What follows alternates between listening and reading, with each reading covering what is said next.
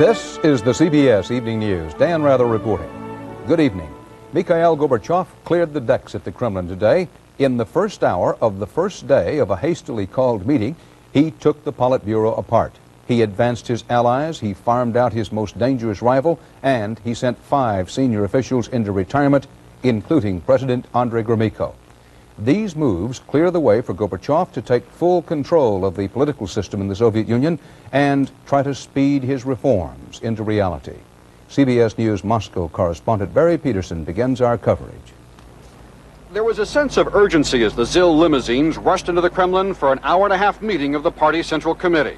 When it was over, so were the careers of several top leaders, some of whom came to power in the days of Stalin. Among those retired, Anatoly Dobrynin, who for more than 2 decades was ambassador to the United States. Also retired from the Politburo, Andrei Gromyko, longtime foreign minister. Gromyko is still president of the Supreme Soviet, the parliament. But that body meets in special session tomorrow with the likelihood that Gromyko may also surrender the presidency, perhaps to Gorbachev. You will see tomorrow, maybe. I hope so.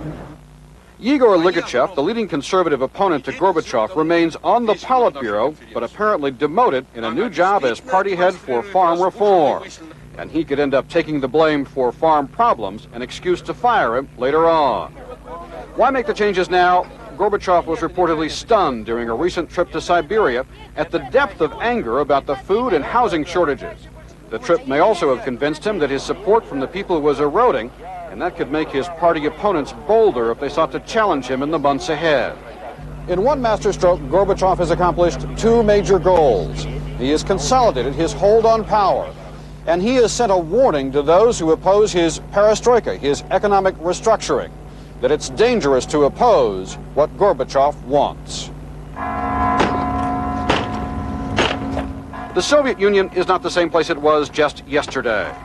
Gorbachev, who took over 3.5 years ago with the promise of a new era, has finally accomplished the changing of the guard. Barry Peterson, CBS News, Moscow. Andrei Gromyko leaves power, taking a piece of the Cold War with him. For almost 40 years, he was the living stereotype of the dour Russian, the Soviet diplomat always there when the Soviets needed to defend the undefendable, the Berlin Wall, the Cuban Missile Crisis, Afghanistan. The phrase Mr. Niet was coined to describe Andrei Gromyko. When he was foreign minister, he was a very difficult fellow to deal with. He was a man who had 50 different ways of saying no. Gromyko did the things Americans love to hate about Russians, like helping to sign the United Nations into existence, then casting 25 vetoes, preventing the UN from doing very much. Yet despite the image of nastiness, Gromyko was considered the best in his business. Henry Kissinger called it suicidal to face Gromyko without mastering the record. George Shultz views him with respect. He was a strong figure on the scene and an impressive individual. Still, having Gromyko retire does not mean an end to the Cold War. It is the exit of its leading general. These days, the Soviet foreign minister, Shevardnadze, jokes in public and disguises any unpleasantness. Gromyko was strictly old school, a man who always tried to hurt the United States, promote the Soviet Union, and yet was admired because he did that so well. Thank you very much. Goodbye. By all accounts, Gromyko was not one of the victims of today's purges in Moscow. Rather, he had actually become an ally of Gorbachev's, and today he simply retired. He is one of the true political survivors, a man who began his career under Joseph Stalin and then ended his career today, passing the torch on to the young guy, Gorbachev. Well, it's still a developing story with far-reaching consequences. Thanks. Yes. Second day of the Discovery shuttle mission, first quick inspection of the redesigned rocket boosters showed no signs of any leaks. Much closer inspection still to come. Up there, the astronauts got down to business early, savoring the day in orbit. CBS News correspondent Bruce Hall reports the shakedown cruise of the shuttle is still shaking out extremely well. The elation at NASA continues, even to using comedian Robin Williams for a unique wake-up call. Good morning, Discovery! And Mission Control provided music to work by. On orbit is the place to be. Freewheeling on Discovery. Earth rolling by so far below. Just give her the gas and look at this baby go. It was a warm day in the shuttle as the astronauts let the temperature soar to 88 in an attempt to thaw out a frozen cooling system. It was one of only several nagging problems. We've talked about 2 or 3 problems here today, but I mean, my goodness, out of all the hardware on board, it's just operating just super. And I can detect that in the voices of the crew. They're having a ball. And with a light work schedule, the crews were told to photograph thunderstorms, volcanoes, and hurricane damage. Houston, we're coming over the eastern coast of Mexico right now and trying to get some pictures to see if we can see any damage that was done by that hurricane that missed us. Officials are pleased with what they have seen on Discovery's jettisoned solid rocket boosters. Inspectors say the redesigned boosters seem to have performed just as programmed. No apparent leaks in the joints or O-rings this time. The crew is making final plans to honor the Challenger astronauts in a special space news conference on Sunday. Bruce Hall, CBS News, Johnson Space Center. And still to come on tonight's CBS Evening News, correspondent Bob Simon on a nation in suspense, the illness of the Japanese emperor. And Bill Plant on a presidential journey back in time. From here? Back to the old ball game. I've got a speech here to make tonight. Uh-oh, there's a hard hit ball out into center field, and it is a hit and a single. You were saying between innings that when you have the ticker tape... Know the way I feel about you, oh, it still can make me blush. I like to spend some time listening to the hush of a morning full of promise, fresh as it can be. That's the good to the last drop feeling of Maxwell House, only Maxwell House. That's the good to the last drop feeling of Maxwell House and me. Do you get more than you want from your high-fiber cereal, like sodium and added sugar? Get Fiber One. It has more fiber and it's low in sodium and has no added sugar. Get more of the fiber your body needs and less of the stuff it doesn't. Fiber One. Color Tile introduces the spectacular floor tile sale. Every square foot of floor tile is up to 50% off. This handsome earth tone ceramic, just 59 cents. This floral pattern ceramic, only 89 cents. A country look, just $1.19. These dramatic vinyl tile selections from 64 to 87 cents. It's only for floors, only at Color Tile, and only through Sunday. The spectacular floor tile sale. Bring the beauty home, Color Tile. Now for indigestion, gas. Introducing new Extra Strength Malox Plus. It neutralizes more than any leading antacid and dissolves gas. Nobody does as much as new Extra Strength Malox Plus. A federal judge in Texas today ruled the FBI is guilty of practicing discrimination against hundreds of its own agents. CBS News law correspondent Rita Braver has the FBI story. Here you go. It was a moment for the traditional abrazo. Matt Perez and his attorneys celebrated the victory they had won on behalf of 310 Hispanic FBI agents. I'm still numb. After court testimony from 98 witnesses, federal judge Lucius Bunton found the FBI carried out a pattern and practice of discrimination against Hispanics and called it a corrosive force which threatens to erode the trust and loyalty of the department. Hispanic agents were assigned to low-level jobs in Hispanic areas, forced to ride the so-called taco circuit, penalized rather than rewarded for their Spanish language skills. Hispanics do the grunt work. They're forced to leave their families on temporary duty assignments. They're forced to work in conditions which are very dangerous. They're forced to work longer hours. The judge said Hispanics, like Perez, who after 26 years was relegated to the #2 job in El Paso, were judged more critically than Anglos. Justice has been done. We had to stand up for the group. We had to stand up for our careers. And as Americans, you know, we believe in equal opportunity for all. The word spread quickly to Los Angeles. It's going to make a tremendous amount of difference, especially for the next generation of Hispanics who are coming. For my children, for my colleagues' children. Yes, I am elated. It's been a long time in coming. I've suffered an awful lot of hits from high up. And in Washington, the Attorney General responded quickly.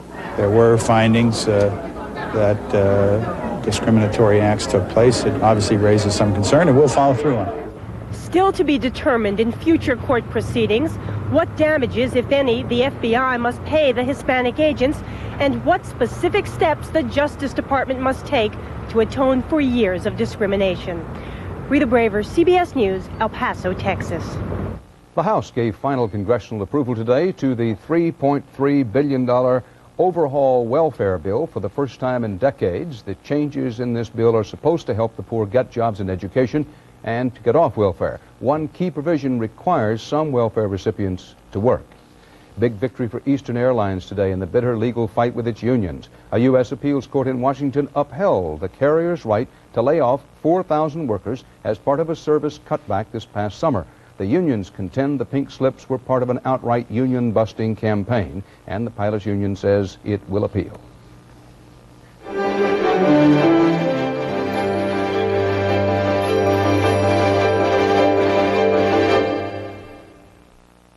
Right through the tire, Greg. To be the best, you have to train constantly. Leadership demands continuous learning. Way to go. In sports or in business.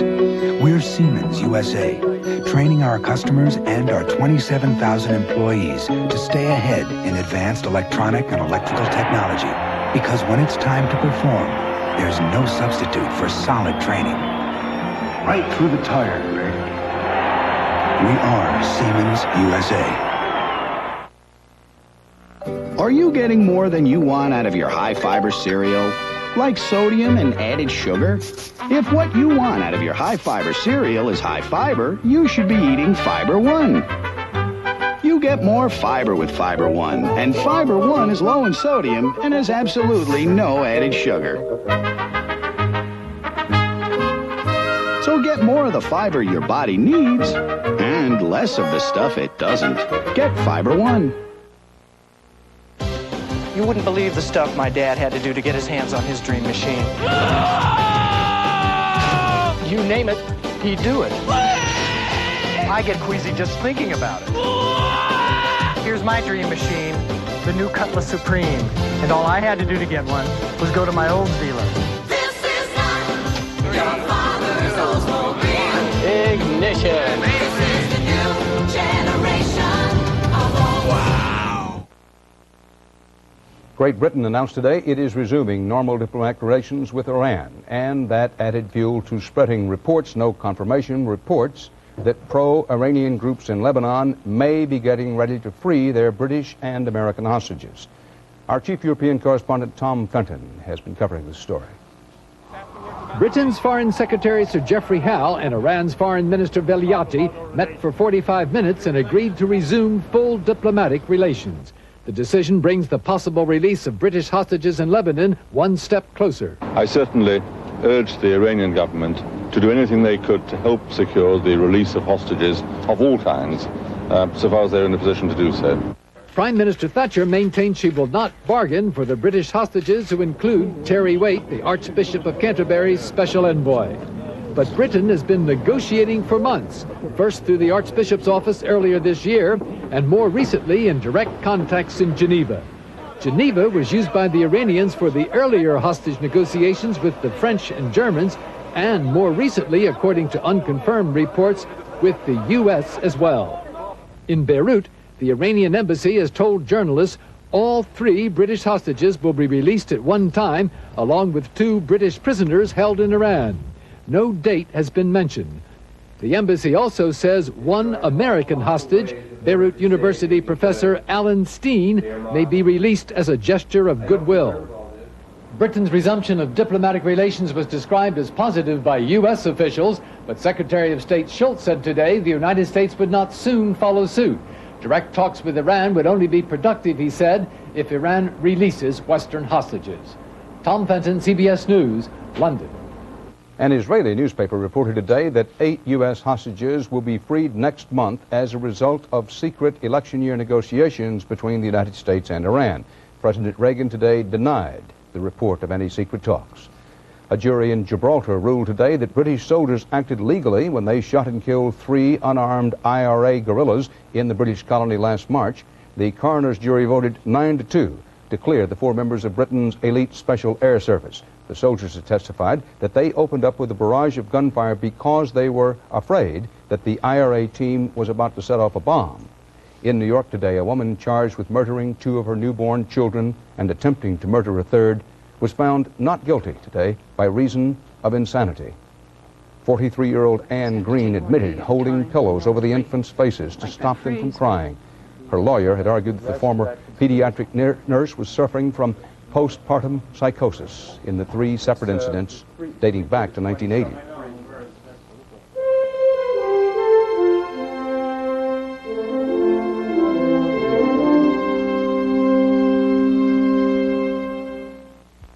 Original Yoplait is the yogurt with nothing on the bottom. Nothing on the bottom. I have lumpy yogurt with fruit jammed on the bottom. Nothing on the bottom. Yoplait smooth and creamy with fruit right up to the top.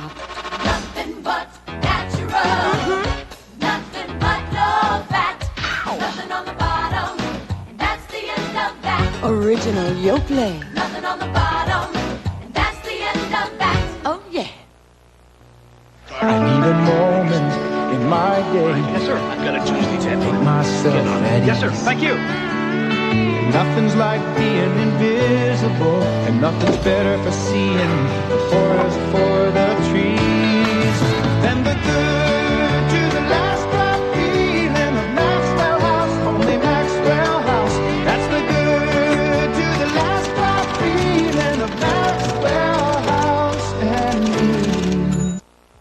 I need home cooking. Well, try Swanson Homestyle Recipe number 6, a spicy beef lasagna with a blend of cottage, mozzarella, and ricotta cheeses you won't find anywhere else, unless your mother's Italian. Sounds good. She's not. When you have heartburn, you can bet on effective cherry-flavored Rolaids antacid. Calcium-rich, sodium-free, and a winning cherry taste. Cherry-flavored Rolaids. Tastes like cherry, works like Rolaids. George Bush and Michael Dukakis were digging in each other's backyards today. Bush went again to Massachusetts and again called Dukakis soft on crime and again took some well-orchestrated police union endorsements. Dukakis was in Texas charging that Bush's agricultural policy is, and I quote, the fewer farmers, the better. For the most part, the vice presidential candidates are taking the weekend off to practice for their nationally televised joint appearance Wednesday.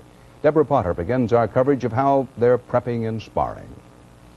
Of Massachusetts. Lloyd Bentsen has one major campaign assignment: to win back conservative voters. I've been looking for some lifelong Democrats who in recent years have gone into that election booth, pulled the curtain, and voted for Ronald Reagan. And I'm saying, why don't you come home now?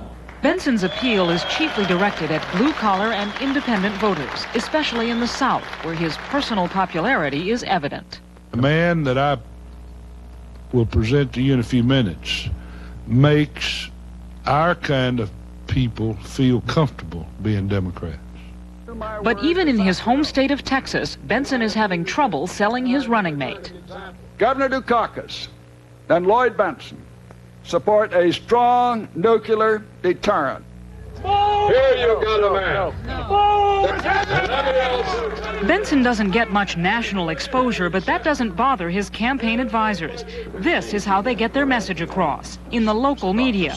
The payoff, coverage that is free and friendly. Thank you. Bentsen is a steady campaigner, but a little stiff. He rarely fires up a crowd. Still, his aides believe they have an ace in the hole. The junior senator from Indiana. Well, we're going to open the quail season a little early this year. As a senior senator who could have stepped out of central casting, Bentsen never misses a chance to question Quayle's qualifications. And I tell you, if they were elected, I'd pray for the good health of George Bush every night. Bentsen's main goal in next week's debate is to hammer that point home, in the hopes that raising doubts about Quayle will erode support for George Bush. Deborah Potter, CBS News, Washington. At the Amarillo stockyards this week, Dan Quayle finally felt confident enough to joke about his tempestuous month and a half in the national spotlight. I feel right at home because I think I've been part of a cattle show for about the last 6 weeks.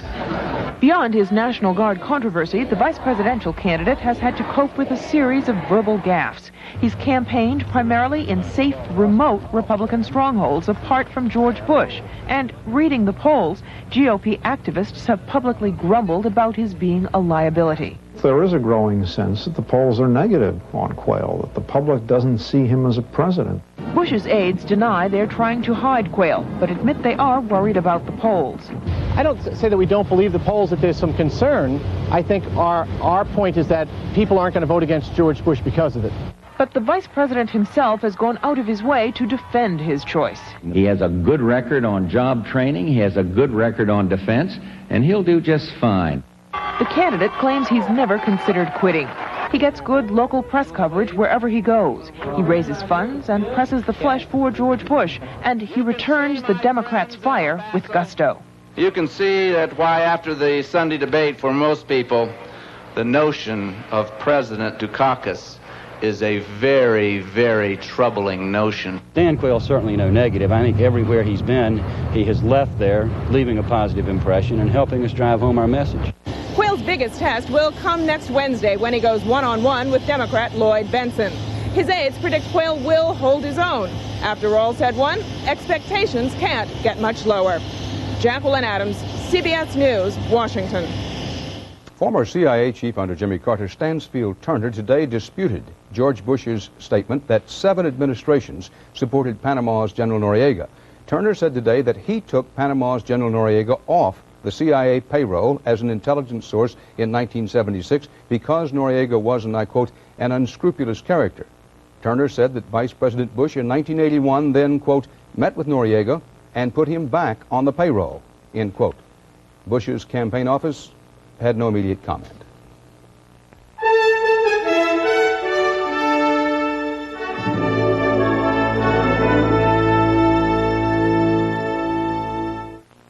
You've always trusted Woolite to care for your fine sweaters. Wouldn't you love to get that same Woolite care for your rugs and for your chairs? Well, here's how. Woolite Deep Cleaning Rug Cleaner works so well, it removes even stubborn dirt. And for chairs, Woolite Upholstery Cleaner foams away dirt safely and beautifully. Get your rugs and upholstery Woolite clean with Woolite Rug Cleaners and Upholstery Cleaner. Trust Woolite care for rugs and chairs. If you used to take capsules, the makers of Tylenol have just come up with something better. New extra-strength Tylenol gel caps. They're gelatin-coated, and compared to capsules, gel caps are 33% smaller, with all that extra-strength pain relief concentrated into a solid center under a smooth gelatin coating. So gel caps are actually easier to swallow. If you used to take capsules, try new extra-strength Tylenol gel caps. It's not a capsule, it's better. June Allison for Depend. Enjoying life is so much easier when you have the best bladder control protection. New Depend undergarments has special layers of absorbency that won't bunch or sag, and elastic legs for a better fit. It's simply the best protection you can get. More people trust Depend, and you can too. Get back into life. Get back into life with Depend. This was Old Timers Day at Chicago's Wrigley Field, at least in the broadcast booth. Correspondent Bill Plant was there as an old play-by-play man returned to his roots. 55 years ago, when he was a young sports announcer, the closest Ronald Reagan ever got to Wrigley Field was the other end of a telegraph wire in Iowa, where he recreated Chicago Cubs games using telegraphed scores and sound effects. Today, Mr. Reagan paid an unscheduled, sentimental visit to the ballpark known as the Friendly Confines, tossing out a couple of ceremonial pitches. High and inside! As Cub fans chanted, "Play ball," the game between the Cubs and the Pittsburgh Pirates finally got underway more than a half hour late, with the president joining announcer Harry Carey for the broadcast play-by-play. Ronald Reagan at the mic. Well, Harry, thank you very much. You know, in a few months I'm going to be out of work, and I thought I might as well audition. So, do old sports announcers ever lose their touch? Outside for a ball. It should have been a ball, but he called it a strike. Those umpires are always lousy. But a few plays later, Mr. Reagan was back in the groove. And there goes a ball down over second base, and it's a hit out into center field. 1 run in, men on first and third. Dutch Reagan, as he was known when he did this for a living, stayed at the mic for an inning and a half on this idyllic autumn afternoon in what just may be the best ballpark anywhere, having a fine old time, until he decided that duty called. The job I presently have is calling me. But not for long. Good to see you. Well, the Cubs, perhaps inspired, managed a tie by the bottom of the ninth, but lost 10-9 in the 10th inning. That's all right, as Ronald Reagan and all true Cub fans know, at Wrigley Field, it's the game, not the score. Bill Plant, CBS News, with the president in Chicago. The Emperor of Japan received another blood transfusion today, and a relative said the 87-year-old Hirohito complained of fatigue and pain. As correspondent Bob Simon reports, that pain is being shared by the whole Japanese nation. The skies opened up 12 days ago, the day the emperor took ill. It has not stopped raining since. The gates to the imperial palace have become a place of prayer and pilgrimage as hundreds of thousands pay homage to the man once thought to be directly descended from the goddess of the sun. His temperature is flashed in neon across the city. His vital signs lead every news broadcast. Blood pressure and pulse, but no prognosis. In Japan, one does not tell an emperor or any man that he is dying. But one does cancel rock concerts and folk festivals. The foreign minister canceled his trip to the UN General Assembly. Japan's most popular singer postponed his wedding.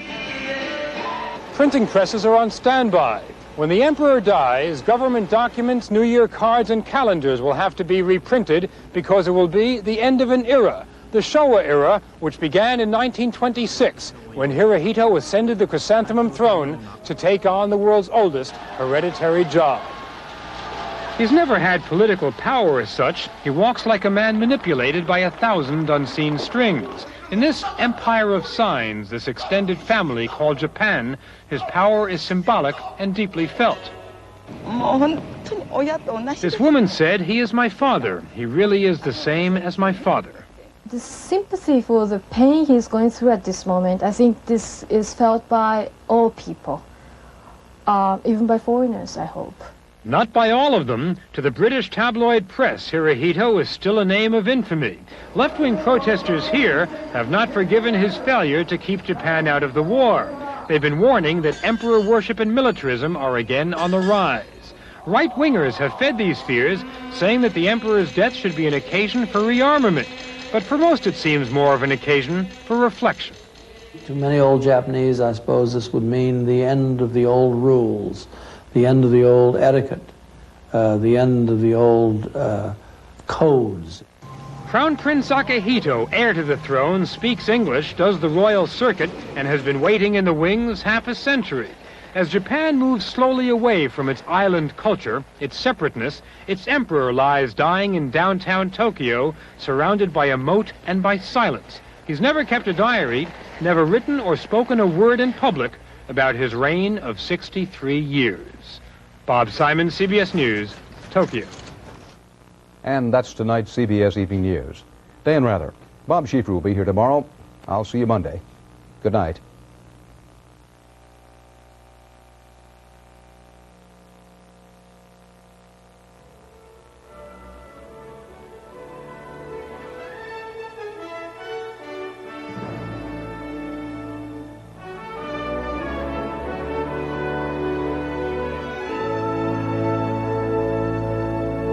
It's a meeting of two Heisman hopefuls when Tommy Hudson leads the Fighting Tigers of LSU against Emmitt Smith and Florida tomorrow on CBS Sports. This is CBS. Good evening, everyone. I'm Chris Clark. Coming up tonight on Eyewitness News, a solution to prison overcrowding in Tennessee could turn out to be no solution at all. We'll explain. Metro Police search for clues in a murder mystery unfolding in a secluded area of Donaldson. And layoffs by one of Nashville's largest employers. We'll have those stories, plus the visit from the Reverend Jesse Jackson coming up next on Eyewitness News. You may know that right now Yugo's offering $750 cash back on tough new 88 Yugos. But did you know